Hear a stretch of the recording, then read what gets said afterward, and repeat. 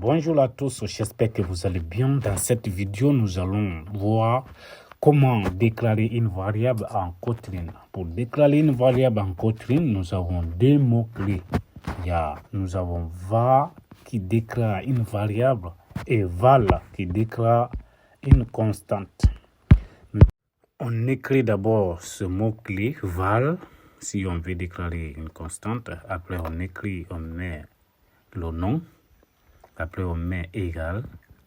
Puis on écrit maintenant le contenu d'une variable qu'on veut créer. Par exemple, moi je mets Kamano. Mon nom, je mets Kamano.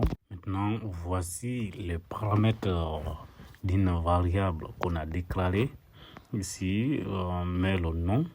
Ici, si pour l'ancienne version de Kotlin, il fallait mettre d'abord signaler le type.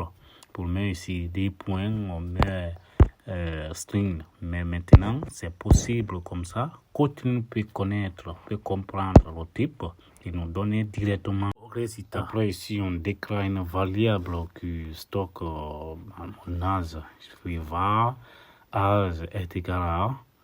Je mets mon âge là, je peux tout simplement écrire sans mettre entre les griffes. Kotlin va comprendre que c'est un int, que c'est un entier.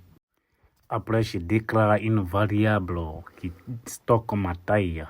Et comme la taille a toujours des virgules, là je mets var taille est égal à 1,69. Je mets f qui signifie que c'est un nombre à virgule, c'est un float.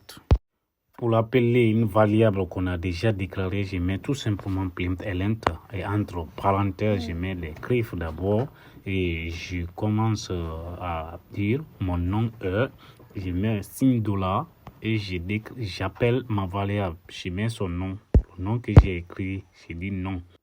Et je mets espace, je mets encore gr et j'appelle encore la variable que j'ai stockée pour mon âge.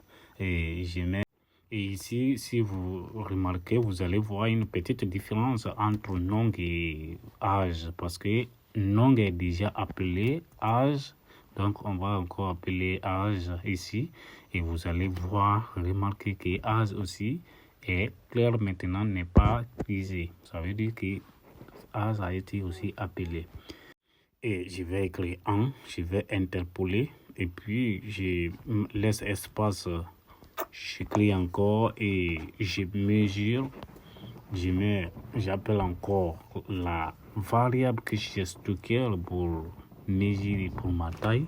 Et là, je vais encore écrire, j'insère signe $ et j'écris taille et je mets mètre parce que la taille doit être mesurée en mètres et au centimètre.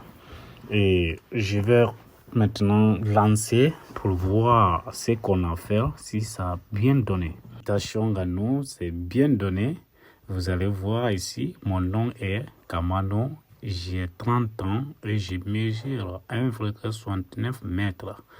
Vraiment, ça a bien donné. Félicitations, j'espère que vous pouvez déjà déclarer une variable. Merci.